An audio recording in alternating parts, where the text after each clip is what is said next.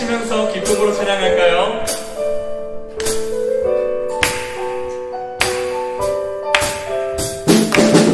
우리에게 주신 약속의 말씀을 신뢰하며 함께 나아갑시다.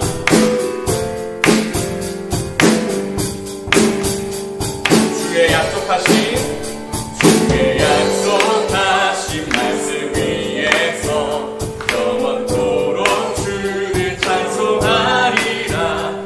소리 높여 주께 영광 돌리며 약속 믿고 굳게 서리라. 주의 약속하신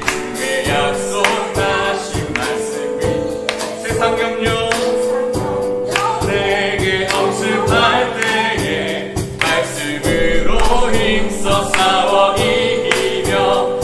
우리 조금 다른데요. 다시 한번 찬양할까요? 주의 약속하신 말씀 위에서 영원토록 주를 찬송하리라. 소리 높여 주께 영광 돌리며 약속 믿고 굳게 서. 이 정도 찬양합니다. 주의 약속하신 말씀 위에서 세상 염려 내게 엄습할 때에 말씀으로 힘써 싸워 이기며 약속 믿고 굳게 서리라. 성령의 검을 들고 구원의 줄을 쓰고 믿음의 방패와 진리의 뒤로 말씀 위에 굳게 서리라. 성령의 검을 들고 구원의 줄을 쓰고 하나님의 말씀을 가지라. 우리 다시 한번 찬양할 때에 조금은 달라서 어려우실 줄로 압니다. 하지만 그럼에도 틀려도 좋으니 우리 함께 입술을 열어서 찬양의 가사를 고백하며 다시 한번 찬양하며 나아갑니다. 주의 약속하신 영원하신 주의 사랑 믿고 영원하신 주의 사랑 믿고 성령으로 힘써 싸워 이기며 약속 믿고 우리 다시 한번 찬양할까요? 주의 약속하신 말씀 위에서 성령 인도하는 대로 행하며 주님 품에 항상 안식 얻으며 약속 믿고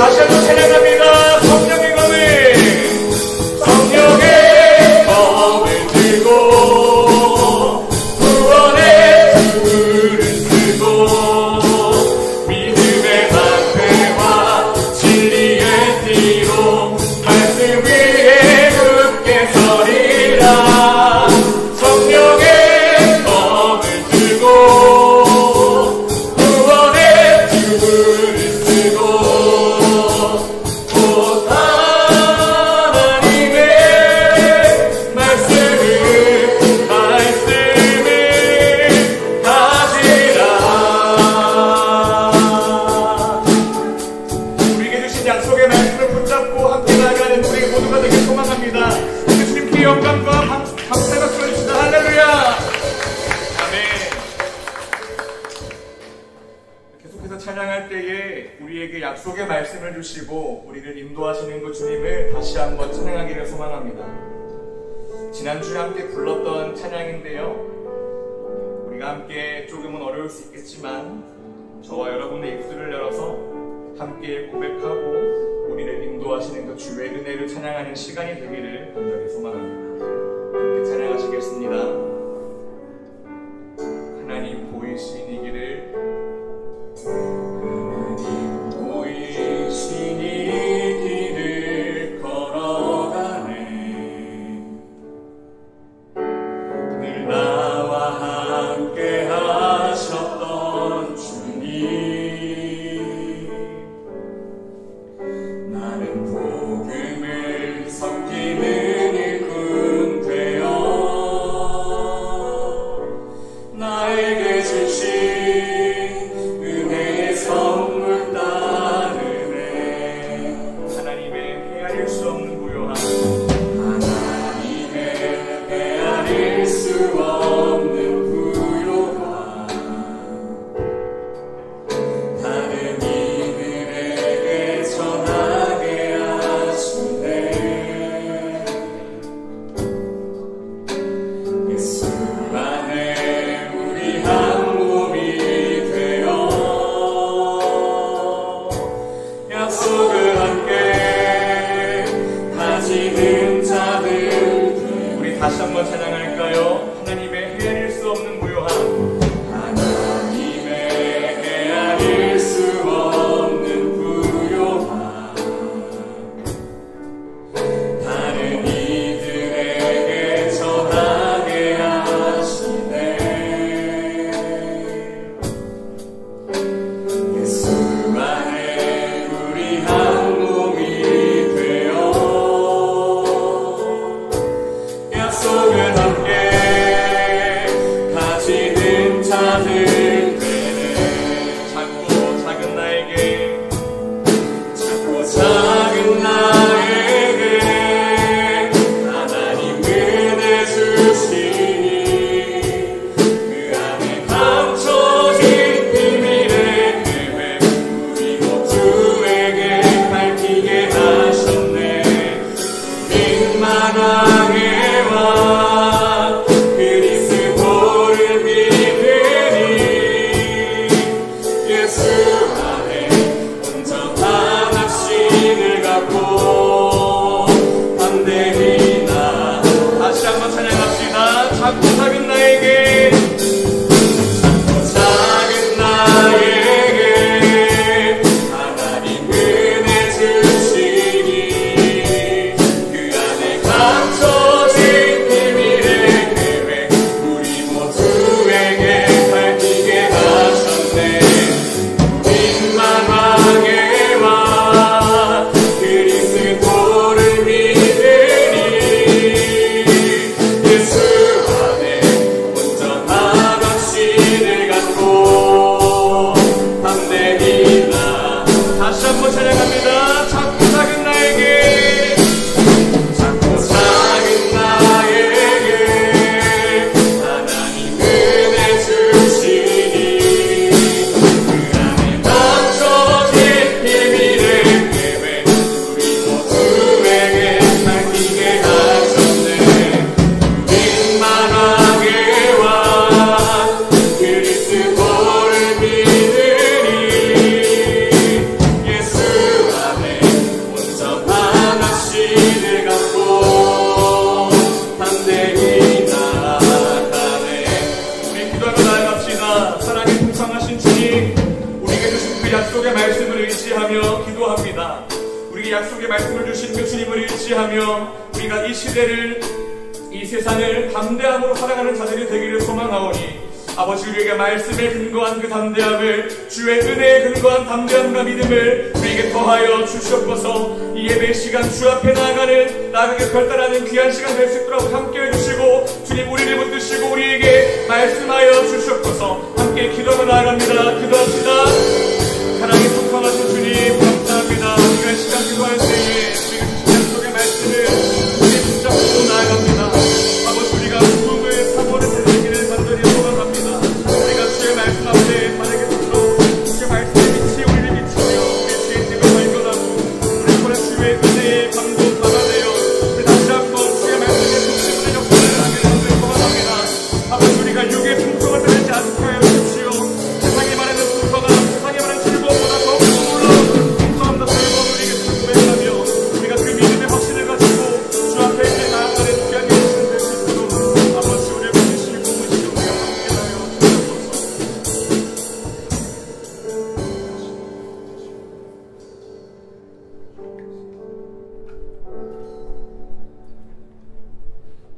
풍성하신 하나님 감사합니다. 있는 귀한 시간과 장소를 허락하여 주시고 우리가 대명절인 추석 이전에 함께 주의 말씀을 들을 수 있게 해주시니 감사합니다. 오늘 우리에게 주신 그 말씀들을 기억하며 약속의 말씀들을 굳게 믿으며 우리가 그 명절이라고 하는 그 상황 가운데에서도 그리스도인 됨을 지키며 부흥을 사모하는 자들이 되게 하여 주시옵소서. 육의 풍성을 따르지 않게 하시고 영의 풍성을 먼저 구하고 따르는 그리스도인들 되게 하시며 우리가 이 시간 주의 말씀 앞에 겸손히 무릎 꿇고 머리를 숙이고 기도하는 시간 될 수 있도록 아버지 은혜 위에 은혜를 더하여 주시옵소서. 이 모든 것 살아계신 우리 주 예수님의 이름으로 기도드립니다. 아멘. 함께 말씀을 보겠습니다. 오늘 저와 여러분에게 주시는 하나님의 말씀은 누가복음 12장 15절입니다. 누가복음 12장 15절입니다. 신약성경 114페이지에 있습니다. 혹시나 못 찾으신 분들은 앞에 화면을 보고 함께 읽으면 좋을 것 같습니다. 우리 한 목소리로 함께 읽겠습니다. 그들에게 이르시되 삼가 모든 탐심을 물리치라. 사람의 생명이 그 소유에 넉넉한 데 있지 아니하니라 하시고. 아멘. 사랑하는 성도 여러분, 내일이면 우리 민족의 대명절인 추석이 시작이 됩니다. 추석은 전통적으로 수확의 감사를 나누는 시기이지요. 그래서 수확한 것을 함께 식탁 위에 올리며 먹고 마시고 교제하곤 합니다. 오늘 우리는 그리스도인이 과연 어떻게 이런 명절들을 보낼 수 있을까에 대해서 하나님의 말씀을 통해서 함께 살펴보기 원합니다. 우리에게 주어진 이 추석이 다음 세대와의 교제, 관계를 회복하고 돌아보고 육의 풍성보다 영의 풍성을 나누는 시간이 되기를 간절히 소망합니다.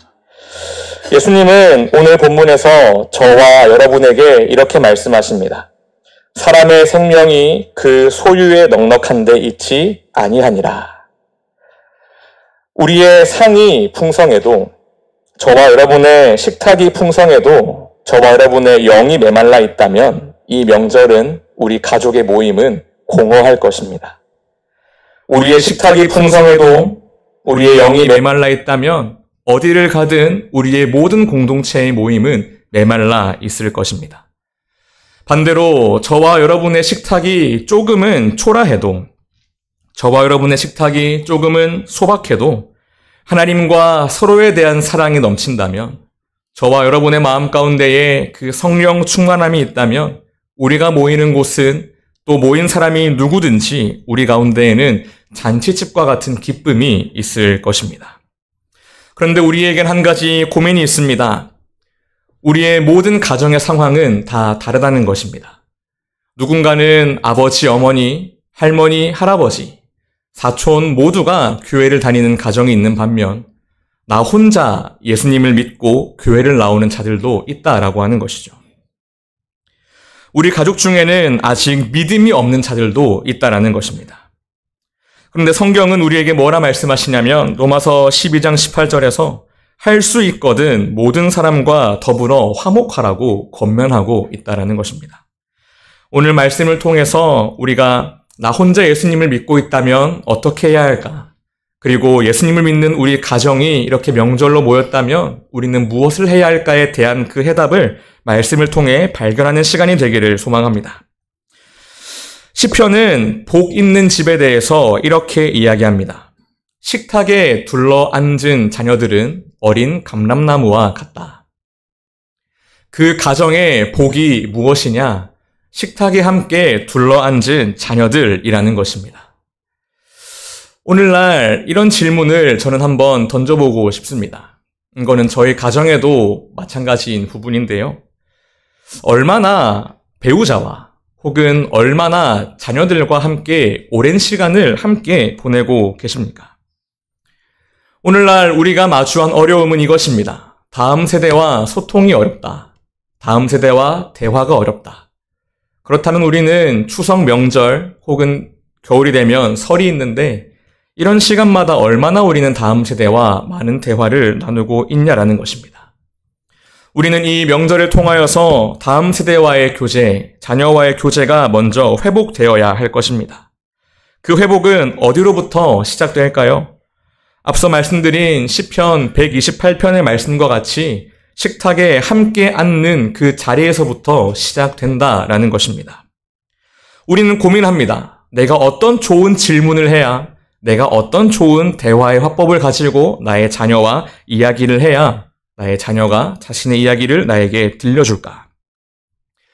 그런데 정말로 얼굴을 마주 대하고 함께 앉아서 진심 어린 질문을 던지는 것만으로도 우리는 그 관계가 화해되고 관계가 개선되는 것을 볼 수 있다는 것입니다. 그렇다면 함께 둘러앉아 있는 것이 무엇일까요? 저와 제 아내는 함께 밥을 먹을 때 예능 보는 것을 참 좋아합니다. 냉장고를 부탁해라는 예능이 있는데 주일에는 그것을 우리가 볼 수 없으니 그 이후에 함께 챙겨보곤 하는데요. 성도님들은 자녀들 혹은 아내와 식탁에 앉았을 때 얼마나 서로의 눈을 바라보고 서로의 마음을 들어주고 계십니까? 함께 한다는 것은 단지 같은 자리에 앉아있는 것만 함께하는 것이라고 말할 수 없습니다. 제가 한 가지 질문을 드리고 싶은데요. 한번 좌우를 좀 보시겠습니까? 좌우에 앉아 계신 분들 계시지요? 정말 이분들과 함께함을 느끼고 계십니까? 아, 네. 아멘입니다. 함께함을 느낀다면 너무나 감사한 일입니다. 그런데 함께함을 느끼지 못하는 분도 계실 것입니다. 왜일까요? 우리가 아니기 때문입니다. 아직 나와 너, 수많은 나라는 존재가 앉아있는 하나의 집합체에 불과하다는 것이죠. 그렇다면 함께함은 무엇일까요? 우리는 예수님과 제자들의 모습을 통해서 알 수 있습니다. 함께 밥을 먹는 것, 함께 질문하고 대화를 나누는 것. 제가 계속해서 이야기합니다만 예수님과 제자들은 성경에 나와 있는 이 모습대로만 살지 않았을 것입니다. 예수님과 제자들은 24시간을 함께 했고 예수님이 가시는 곳을 어디든 동행했습니다.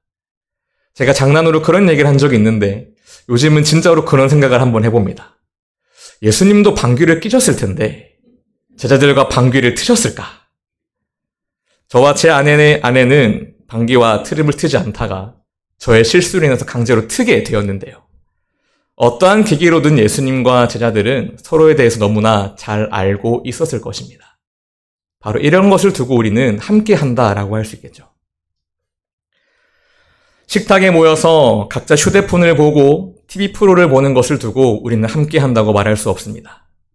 서로의 눈을 보고 누군가 질문해주고 대답해주고 그 가운데서 하나님께서 어떤 일을 행하셨는지 무엇을 기대하는지를 나누는 것, 그것이 바로 성경이 오늘 저와 여러분에게 보여주는 함께함의 의미일 것입니다.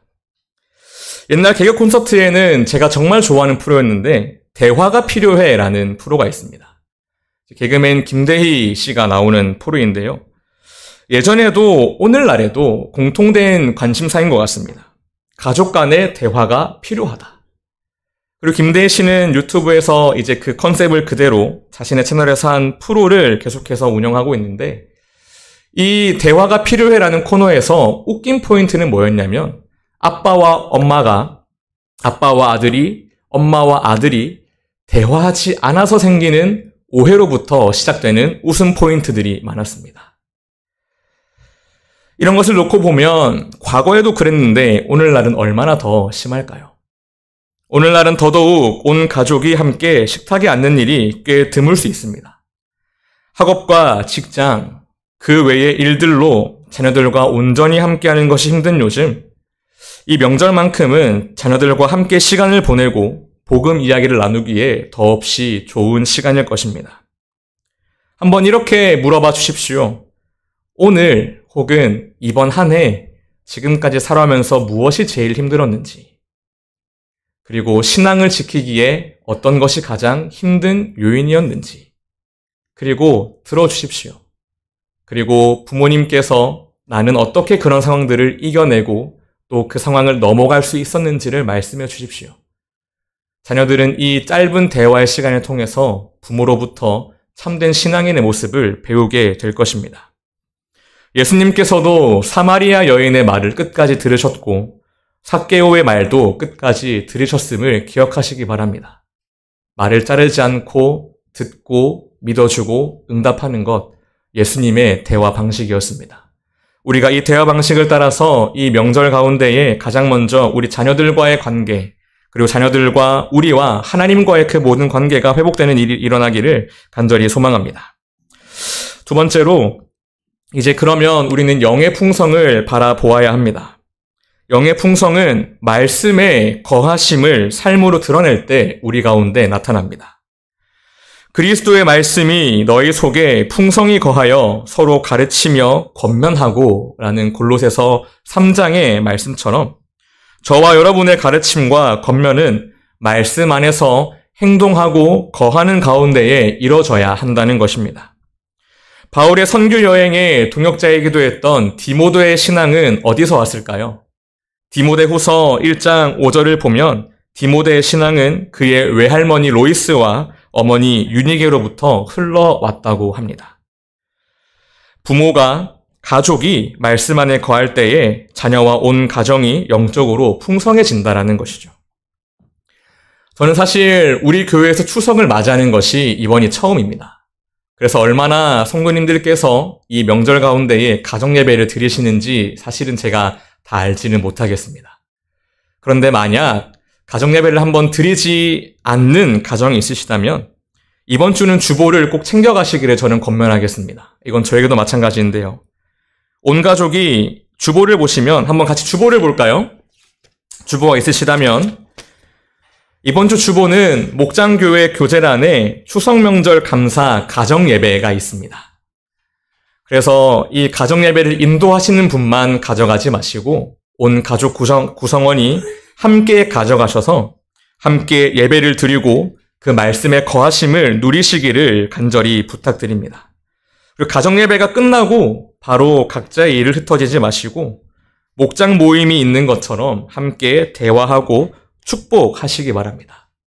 그런데 이 가정 예배를 드리기가 참 힘든 환경에 있는 지체들이 있습니다. 나는 아들이고 딸인데 우리 집에서는 나 혼자만 예수님을 믿어요. 내가 부모님께 가정 예배를 드리자고 말하는 게 참 어려워요. 혹은 부모여도 믿지 않는 나의 가족 구성원에게 이것을 강요할까봐 두려워서 힘들어하는 분들이 분명 계실 것입니다. 우리는 그때 사마리아 여인 삭개오를 찾아가신 예수님의 모습을 기억해야 할 것 같습니다.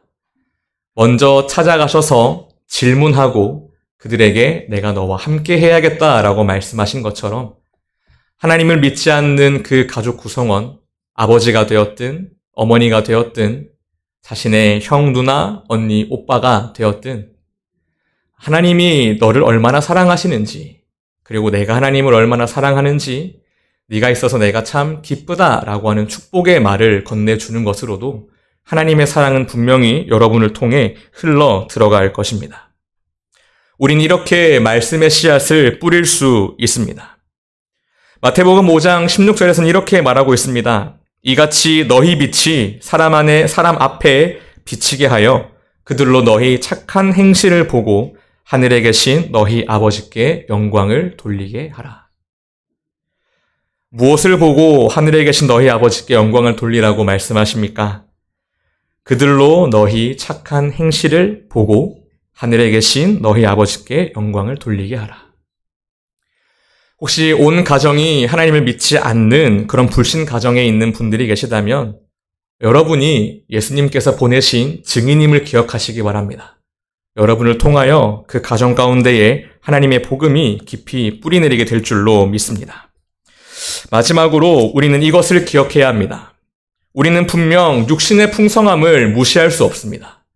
추석 명절에 온 가족이 함께 누리는 그 풍성함을 간과할 수 없습니다. 그렇다면 그것이 전부이냐라는 것입니다. 육의 풍성은 수단이고 영의 풍성이 목적임을 우리는 잊지 말아야 할 것입니다. 잠언 15장 16절은 이렇게 말합니다. 적게 가졌어도 여호와를 경외함이 크게 부한 것보다 나으니라. 적게 가졌어도 무엇이 크게 부한 것보다 낫다고요? 여호와를 경외함이 크게 부한 것보다 낫다고 말씀하십니다. 우리가 추석에 서로 주고받는 선물들, 그리고 이 명절에 먹는 풍성한 이 한상은 우리의 감사를 돕는 수단에 불과하다라는 것입니다. 우리의 목적은 이것을 통해서 날마다 일용할 양식을 채우시는 그 하나님의 일하심에 감사하고 기뻐하는 데에 있다라는 것이죠. 그리고 우리는 이 풍성함을 우리만 누리는 것이 아니라 함께 나누는 자들이 되어야 할 것입니다. 예수님께서 계속해서 죄인들을 찾아가신 것을 기억하십니까? 예수님께서 계속해서 환난 가운데 있는 자들을 찾아가시고 사회에서 수혜된 자들을 찾아가셨던 것을 기억하십니까? 우리는 바로 그런 자들에게도 손을 내미는 자들이 되어야 한다는 것입니다. 말씀을 준비하면서 저도 이 부분에 있어서는 굉장히 어려웠습니다. 왜냐하면 저도 한 번도 이렇게 해본 적이 없거든요. 말씀을 준비하면서 한번 해봐야겠다. 정말로 이렇게 한번 내가 해보아야겠다라는 생각을 하게 되었습니다. 혹시 가수 션을 아시는지 모르겠습니다. 혹시 션이라는 가수를 아시나요? 제가 이분의 어떤 이야기를 듣고 되게 크게 감동되고 좀 부끄러웠던 적이 있는데, 이분은 자기의 자녀들의 돌잔치를 한 번도 하지 않았다고 합니다. 다른 분들이 이렇게 물어보신다는 거예요. 당신의 아들, 딸은 무엇을 잡았습니까? 네, 션이 이렇게 말을 했다고 합니다. 우리 아이들은 다른 것을 잡지 않고 우리의 이웃의 손을 잡았습니다. 들어보니 돌잔치를 하는 비용을 다른 곳에 후원했다라고 하더라고요. 사실 이 말을 하는 저에게는 곧 태어날 저의 딸의 돌잔치도 그렇게 해야 하나라는 부담감이 참 크게 다가옵니다. 예, 정말로 큰 부담감입니다. 근데 그럼에도 불구하고 제가 하나님의 말씀을 선포하는 이 자리에서 이 이야기를 하는 이유는 이 부담감이 저와 여러분에게 늘 있기를 저는 간절히 소망하기 때문입니다. 그저 남의 어떤 타인의, 다른 그리스도인의 선한 일을 보고 참 잘했다라고만 이야기하는 것이 아니라 마음의 부담감을 느끼고 그렇다면 나는 어떻게 해볼 수 있을까를 생각하는 그런 그리스도인이 저와 여러분이 되기를 간절히 원합니다. 이 추석 명절 상의 풍성함이 있으십니까? 반찬의 풍성함이 있으십니까? 다른 재정의 풍성함이 있으십니까? 저도 그렇게 하기 위해서 애쓰겠습니다만 이 자리에 계신 성도님들도 예수님이 죄인들을 찾아가신 것처럼, 사회적으로 약한 자들을 찾아가신 것처럼 그들에게 사랑의 손길을 베푸는 귀한 이 명절이 되기를 소망합니다. 그래서 이 추석이라는 명절이 단지 우리 대한민국의 하나의 명절로만 남는 것이 아니라 하나님을 믿지 않는 자들이 교회로부터 하나님의 사랑을 누리는 그 귀한 명절의 날로 변화되어지기를 저는 간절히 소망합니다. 말씀을 맺겠습니다. 사랑하는 재건부산교회 성도 여러분, 이 추석이라는 명절을 통해서 육의 풍성함, 나의 육신의 즐거움만을 바라보기보다 하나님과 동행하는 그 영의 풍성함, 하나님과 함께함으로 가정 안에 하나님의 일하심이 나타나기를 간절히 소망하는 그런 역사가 일어나기를 저는 간절히 원합니다. 그리고 이 시간을 통해서 하나님을 믿지 않는 불신 가정에 계신 분이 있다면 여러분을 통해서 당신의 가족들이 하나님께로 한 걸음을 내딛게 될 줄로 저는 믿으시기를 바랍니다. 주님께서 저와 여러분을 통해 일하시고 이 명절 가운데에 영의 풍성함을 부어주실 것입니다. 오늘 말씀을 기억하며 주의 말씀의 풍성함에 거하는 모든 성도님들의 가정이 되시기를 주님의 이름으로 간절히 기도하겠습니다. 우리 함께 말씀을 기억하며 찬송가 94장을 함께 찬양하겠습니다.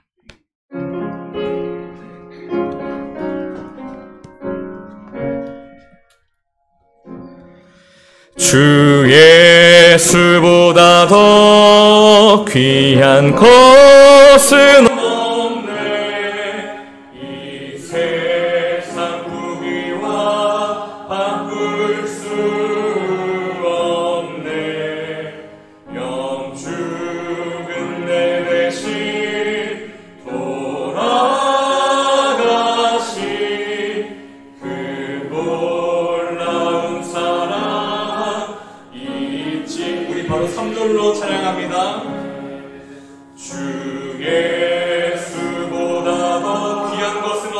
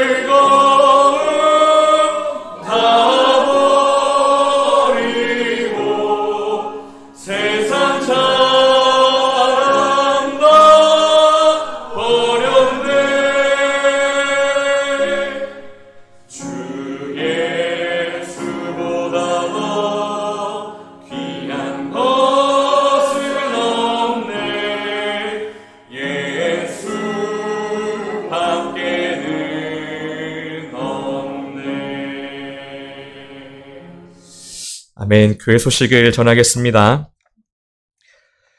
VIP 전도 대상자 카드 적어내기가 있습니다. 10월 12일 다음 주 주일입니다. 10월 12일과 19일에 전도 대상자를 카드에 적어서 교역자들이나 목자에게 꼭 제출해 주시기를 바랍니다. 모든 성도는 한 사람 이상 꼭 적어내 주시기를 간절히 부탁드립니다. 그리고 새로운 목장을 구성하고자 합니다. 새 가족이 정착할 수 있는 목장, 그리고 전도와 재생산에 헌신하고자 하는 목장을 원합니다. 이 일에, 이 사역에, 이 섬김에 헌신하고자 하는 분들은 사역자들에게 말씀해 주시기를 부탁드리겠습니다. 그리고 7번 금요 성령 집회와 지역 목요 전도입니다. 이번 주 10일 금요 기도회는 쉽니다. 그리고 목요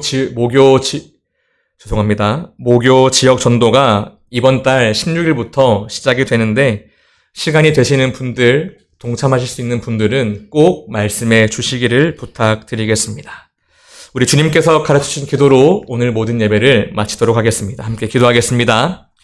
하늘에 계신 우리 아버지, 아버지의 이름을 거룩하게 하시며 아버지의 나라가 오게 하시며 아버지의 뜻이 하늘에서와 같이 땅에서도 이루어지게 하소서. 오늘 우리에게 일용할 양식을 주시고 우리가 우리에게 잘못한 사람을 용서하여 준 것 같이 우리 죄를 용서하여 주시고 우리를 시험에 빠지지 않게 하시고 악에서 구하소서. 나라와 권능과 영광이 영원히 아버지의 것입니다. 아멘.